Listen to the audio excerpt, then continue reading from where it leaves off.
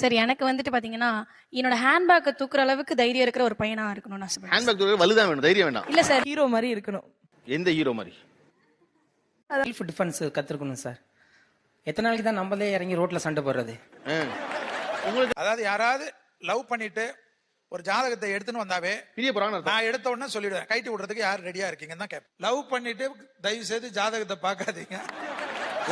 Love பண்றதுக்கு முன்னாடி வேணும்னா இது செட் ஆகுமான்னு வந்து போய் பாருங்க. லவ் பண்ணிட்டு பார்த்துட்டு கடைசியில ஜோசியர் மேல பழிய போடுறது அதை வந்து ஏத்துக்க கொள்ள முடியாத ஒரு விஷயமா தான் நான். எல்லோரும் தயாராக இருக்கிறீர்களா? இன்னைக்கு நம்ம வந்து வரன் தேடிக்கொண்டிருக்கும், வாழ்க்கை துணை தேடிக்கொண்டிருக்கும் பெண்கள் ஒருபுறமும் ஆண்கள் மறுபுறமும் பேசணும்னு நினைச்சோம். அப்படி பாரு, சூப்பர் சீனரி. இந்த சீன் அந்த ஊருக்குள்ள நடக்கவே இல்ல, இப்ப அது நடக்க போகுதா? ஒரு பழமொழி உண்டு, ஒரு கல்யாணம் நடக்க 7 செருப்பு தேய நடக்கணும்னு. ஏன்னா அத்தனை தடவை பொண்ணு வீட்டுக்கு பையன் வீட்டுக்கு போயிட்டு போயிட்டு வந்து இவங்க என்ன சொல்றாங்க அவங்க என்ன சொல்றாங்கன்னு போய் 7 ஜோடி செருப்பு தேஞ்சாதான் கல்யாணம் நடக்கும்னு சொல்லுவாங்க. தம்பி, நீ ஒரு ஹெல்ப் பண்ணணுமே. சொல்லுங்களேன். அவங்க எப்ப வருவேன், எத்தனை மணிக்கு போவேன், அவன் கூட எவ்வளவு பேர் இருக்காங்க அப்படிங்கிற விஷயத்த புல் டீட்டெயிலா எனக்கு கொடுத்தா நல்லா இருக்கும். ஆனா இன்னைக்கு 2021 வந்து நமக்கு தேவை 7 ஐடி தான். கரெக்டா கட்டுட்டா குறைஞ்சபட்சம் ஒரு 7 ஐடியாவது இருந்தா தான் இன்ஸ்டாகிராம்ல இருந்து, பேஸ்புக்ல இருந்து, ட்விட்டர்ல இருந்து எல்லா ஐடியும் இருந்து வச்சிருந்தா ஒரு திருமணம் நடக்க கூடும். காரணம்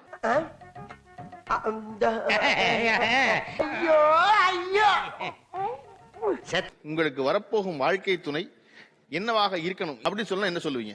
சரி, எனக்கு வந்துட்டு பாத்தீங்கன்னா, என்னோட ஹேண்ட்பேக்க தூக்குற அளவுக்கு தைரியம் இருக்கிற ஒரு பையனா இருக்கணும்னு ஆசைப்படுறேன். உட்காந்துட்டு திமிரா உட்காந்துட்டு பேசிட்டு கூடாது, இல்ல ஒழுங்கா இருக்கணும். சும்மா இங்க தேவையில்லாத வேலையெல்லாம் பேசிட்டு கூடாது. சும்மா அங்க வந்துட்டு பேசுறது அவன் வந்து யோசிச்சு பாருங்க. ஹேண்ட்பேக் தூக்க வலுதான் வேணும், தைரியம் வேண்டாம். இல்ல சார், நிறைய ஒரு ஜோக்க சொல்லி எல்லாரும் சிரிங்க சிரிங்கன்னு சிரிக்க வைப்பேன். இப்ப ஊரே என்ன பார்த்து சிரிக்கும் போது நான் பசங்களுக்கு வந்து பொண்ணுங்களோட ஹேண்ட்பேக் எடுக்கிறது அப்படின்றது ஒரு கூச்சமான ஒரு விஷயமா பாக்குறான்ல. அப்படி இருக்க கூடாது. எந்த இடத்துல எங்க கொடுத்தாலும் அவன் வந்து அந்த ஹேண்ட்பேக்கை தூக்கிக்கிற ஒருத்தனா தான் வாழ்க்கை முழுக்க என்ன ஹாப்பியா கூட பை தூக்கிட்டு வர ஒரு ஆள் வேணும். ஆமாங்க, அவ்வளவுதாங்க மேட்ரு. புரிஞ்சுக்கிட்டாங்க வாசிப்பர். ஹீரோ மாதிரி இருக்கணும். எந்த ஹீரோ மாதிரி? இருக்கிற ஒரு பர்சனா இருக்கணும். ஹீரோவாவே இருக்கணும் அவரு. ஓகேவா? ஏன்னா மூக்கு புடப்பா இருந்தா சில நேரத்துல இப்படி எல்லாம் யோசிக்க தோணும் கொஞ்சம். போற மனைவி வந்து செல்ஃப் டிஃபென்ஸ் கத்துக்கணும் சார். எத்தனை நாளைக்கு தான் நம்மளே இறங்கி ரோட்ல சண்டை போடுறது? உங்களுக்கு நம்ம தான் அதுக்கெல்லாம் என்கரேஜ் பண்ணணும், சப்போர்ட் பண்ணணும். யங் பூமரா நீ அங்கே பாரு. எனக்கு வர போறவங்க எப்படி இருக்கணும்னா, எந்த சிச்சுவேஷன்ல என்னோட கால் ஆன்சர் பண்ணணும். டிராஃபிக்ல இருந்தாலும் சரி, நான் ஐம் ஆன் தி வே அப்படின்னு சொல்லிட்டு ஆன்சர் பண்ணணும். அதுக்கப்புறம் நீங்களா யாருடா? How do I tell you? எனக்கு ஒரு நல்ல ஹஸ்பண்டா, மத்த கேர்ள்ஸ்க்கு ஒரு நல்ல பிரதரா இருக்கணும்.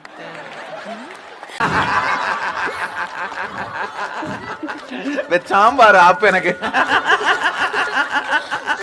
எனக்கு வரவங்க எப்படி இருக்கணும்னா, சிம்பிள். குக்கர் விசில் அடிச்சா நான் வந்து ஆஃப் பண்ணணும்னு எதிர்பார்க்காம அவங்களே போய் ஆஃப் பண்ணணும்.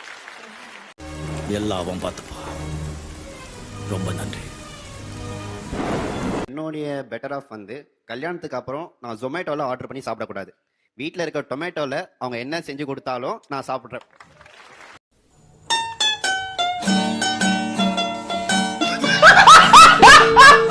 எனக்கு வரப்போறவங்க வந்து புருஷனா, கணவனா, தலைவனா அப்படியெல்லாம் இல்லாம என்னோட பயணிக்கிற ஒரு தோழரா இருக்கணும்.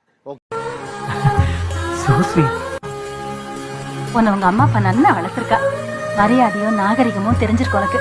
அதை போல இது வேணவே வேண்டாம், இந்த குணம் இருந்தா எனக்கு ஒர்க் அவுட்டே ஆகாது, இந்த குணம் உள்ள ஒரு ஆள் வேணவே வேணாம் அப்படின்னு சொல்ல எதை சொல்லுவீங்க? உனக்கு இவ்வளவுதான் மரியாதை, நீ இங்க இருந்து போயிடு. சரி, எனக்கு வந்துட்டு வெயிட்ட குறை, சோத்த குறை அப்படின்னு சொல்ற பையன் வேண்டவே வேண்டாம் சார். இவன் வேண்டாம்னு எதுக்கு? இவன் நம்ம வீட்டுக்கு வேண்டவே வேண்டாம். இவனை உள்ள நுழைய விட்ட நம்ம பல பேரை இழக்க வேண்டியிருக்கு, ஜாக்கிரதை. வெக்கப்படுற பொண்ணு சுத்தமா வேண்டாம்.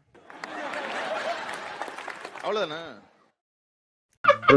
ஜோக்கே அடிக்கலாம், ஜோக் சொல்ல என்ன சிரிப்பு உனக்கு? இது ஜோக்கா? நீ ஜோக்காக சிரிச்சாலும் என்கரேஜ் பண்ணிட்டு இருக்க. இது ஜோக்காடா? இல்ல. எனக்கு வந்து ஆங்கிரி பேர்ட் மாதிரி இருக்க பொண்ணு வேணாம் சார். லவ் பேர்ட் மாதிரி இருக்க பொண்ணு தான் சார் வேணும். லவ் பண்ணிட்டே இருக்கணும். பார்த்தாலே தெரிகிறது. தெரிகிறதா? இன்னும் மிச்சம் எத்தனை பஞ்ச் வச்சிருக்கே சொல்லி ரெண்டு சொல்லிட்டப்பா. ஜொமேட்டோ வேணாம், டொமேட்டோ வேணும், ஆங்கிரி பேர்ட் வேணாம், லவ் பேர்ட் வேணும். வேற என்ன வச்சிருக்க அடுத்து? How to say in Tamil? Exactly, அது நான் கொஞ்சம் சந்தானம் ஃபேன் சார், அதனால அது அப்பப்போ ஃப்ளோல வந்துரும் சார். ஓ இது இயல்பா வருது அப்படியே ஆட்டோமேட்டிக்கா. ஏய் என்னைய வச்சு ஒன்னும் காமெடி கிமெடி பண்ணலையே. ஆக்சுவலா எனக்கு ஒரே ஒரு கண்டிஷன் தான். நான் வந்து இந்த பாய் பெஸ்டின்ற நேம் என் காதல கேட்கவே கூடாது.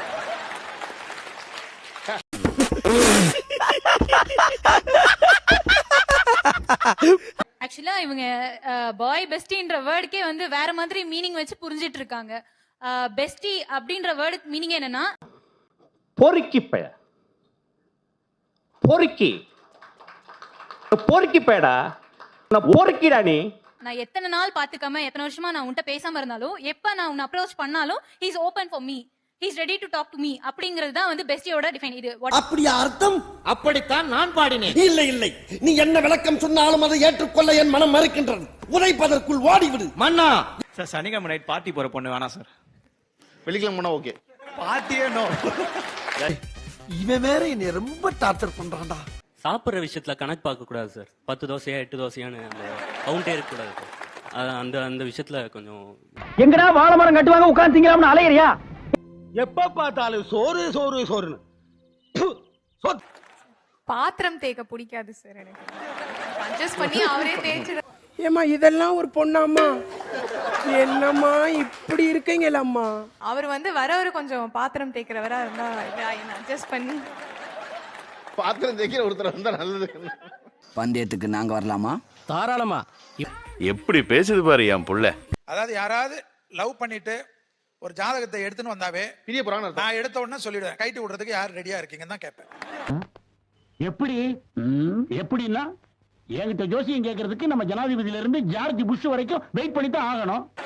ஏன்னா இது வந்து லவ்வும் பண்ணுவாங்களாம், அப்புறமா ஜாதகத்துல பொருத்தம் வரணும்னு எதிர்பார்க்கறது வந்து